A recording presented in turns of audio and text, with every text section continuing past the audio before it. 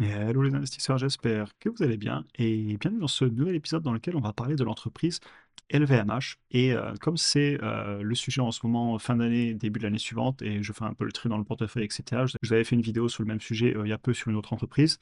Je me pose la question de conserver ou pas LVMH en portefeuille, je vais vous expliquer pourquoi. En fait, l'entreprise, je l'ai rentrée en portefeuille suite à la longue baisse. On en avait parlé plusieurs fois sur la chaîne YouTube de toute la baisse, enfin en tout cas une bonne partie de la baisse. Et pendant très longtemps, je ne pouvais pas l'acheter pour des raisons de valorisation. En fait, j'aimais beaucoup le business, mais il était juste trop cher. Mais ensuite, en juin, j'ai enfin touché mon prix cible dans les 440, 443 dans le fichier, si j'y vais précisément, regardez ici.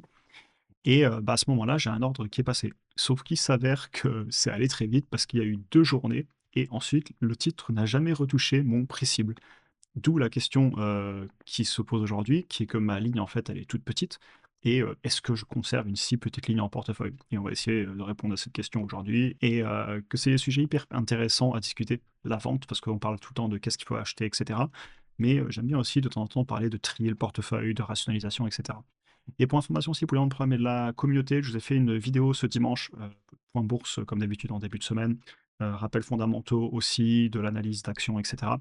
Et vous aviez, dimanche dernier aussi, le bilan de 2025 qu'on s'était fait ensemble. Et pour ceux qui veulent nous rejoindre pour avoir accès, ben, à pas mal, de personnes dans une communauté d'investisseurs, on a un peu tous la même vision des choses. On parle aussi, ben, je vous montre le portefeuille, mes prix cibles, on fait plein d'analyses ensemble de plein d'actions que vous me proposez, les lives, et cetera. Et c'est sans engagement, ça permet de découvrir, le travail au-delà de YouTube.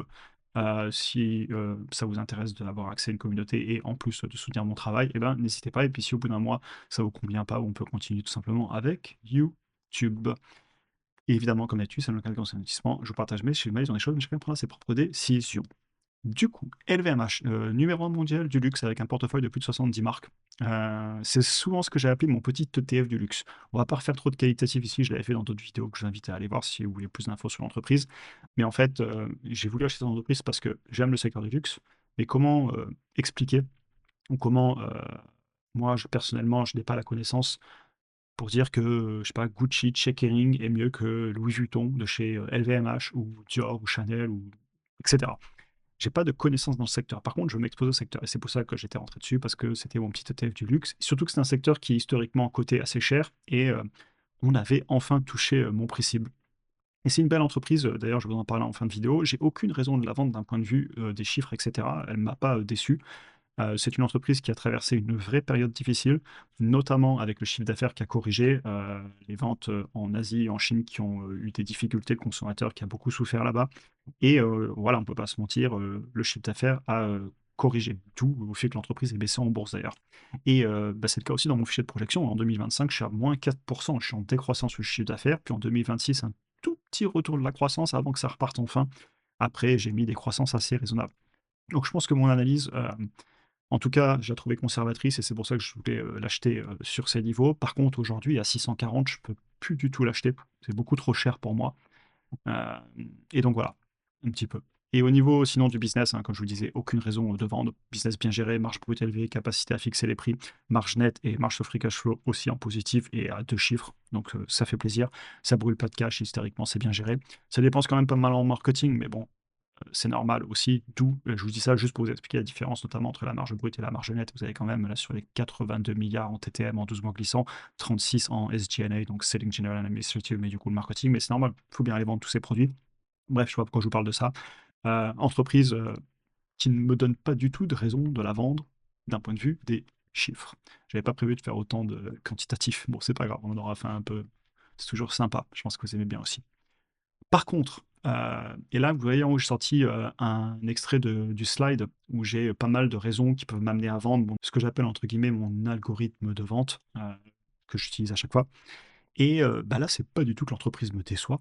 En fait, c'est un pur problème de taille de ligne en portefeuille, de rationalisation. Et pourquoi ça me pose, un problème? Et je vais vous le dire ici, vous allez comprendre. En fait, bah, j'ai, 641 € en portefeuille, c'est, le prix d'une action.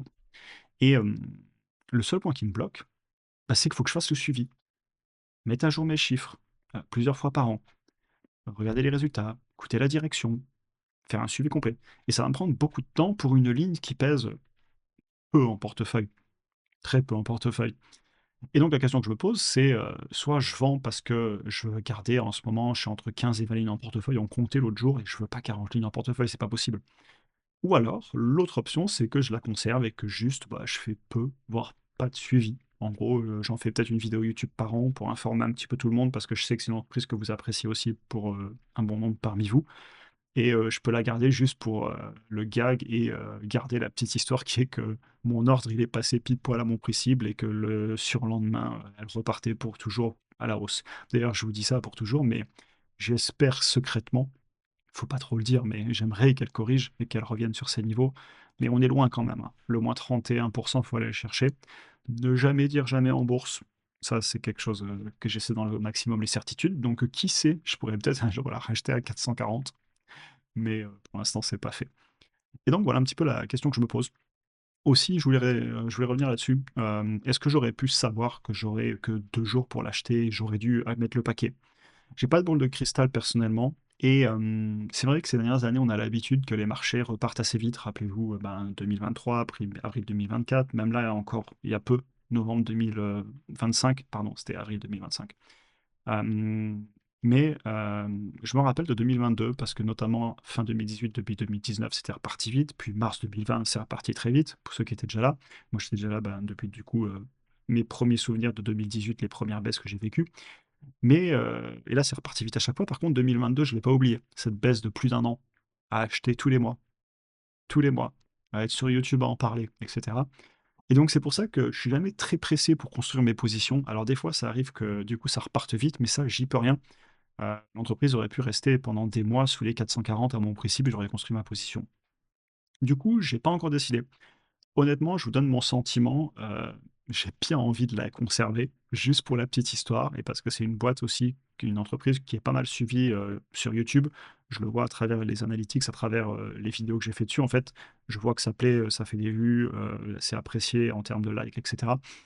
Donc peut-être la garder, juste pour me dire que je l'ai et puis, faire le suivi une fois par an, une petite vidéo tous ensemble, mais sans passer énormément de temps à aller écouter, en tout cas, ou peut-être juste le rapport annuel, mais je vais pas aller, toutes les 2 3 semaines regarder où ça en est, est-ce qu'il y a eu des nouvelles dans les journaux et cetera, comme je fais avec l'entreprise que j'ai en portefeuille parce que quand c'est des lignes qui sont conséquentes, je me dois de faire un suivi beaucoup plus précis pour savoir ce que j'ai en portefeuille pour dormir sur mes 2 oreilles.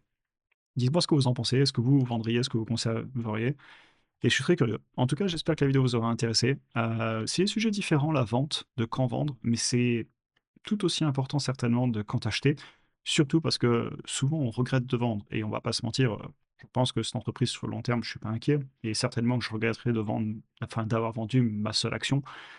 Mais d'un autre côté, l'autre option, c'est juste de pas faire le suivi et c'est pas trop mon style ou alors je l'accepte et je le dis officiellement. Donc voilà, on va voir.